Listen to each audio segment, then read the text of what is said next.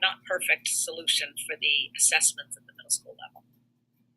That's good news. We're working on. That's great news. All right.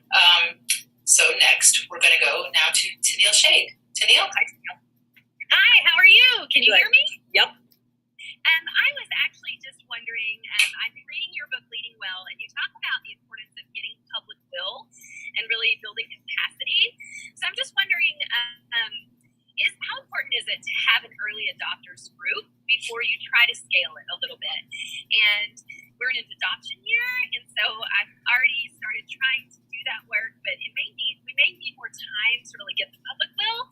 So what are your suggestions if you know that doesn't exist, but you know it's what's right for kids? Yeah. Well,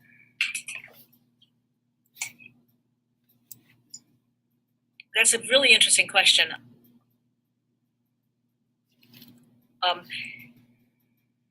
You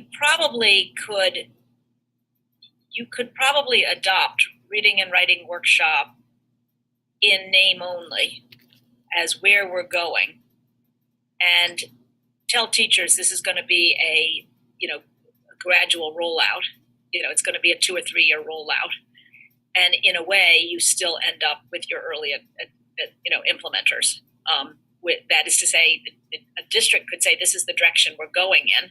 It's going to be a 3 year rollout, and we're going to be starting with some of our early implementers.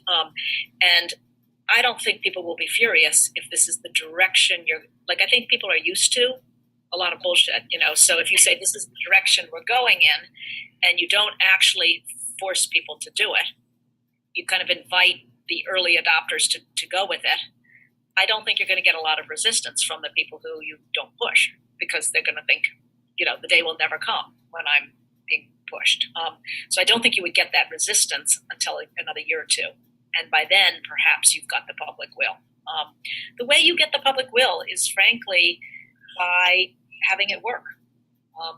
That's how, and I don't know how you can make this work well without any PD. I think the PD makes just the world of difference.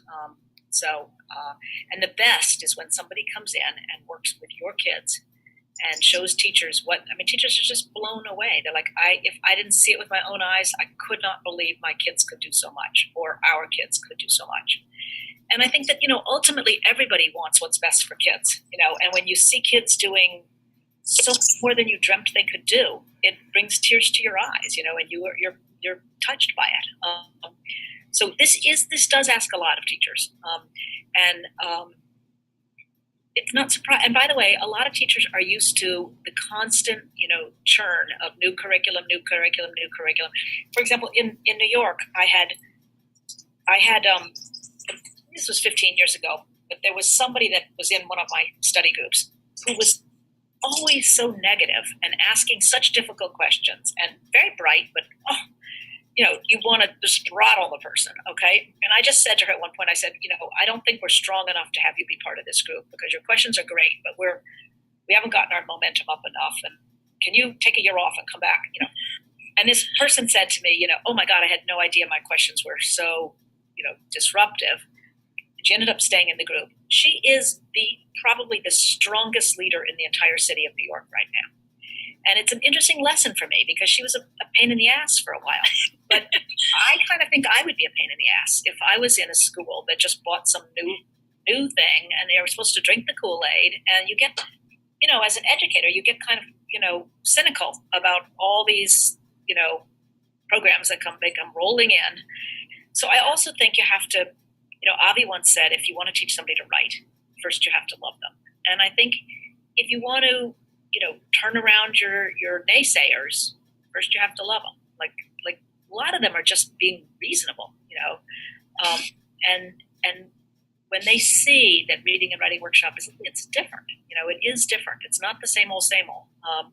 Some of them are going to be your front row advocates. So that's what I would say is, whether you adopt it or don't adopt it, you get some people going. The power of the kids' work will make the difference. And I think also, by the way, if the people who are doing the work are humble, because sometimes I think you get some zealots who are like so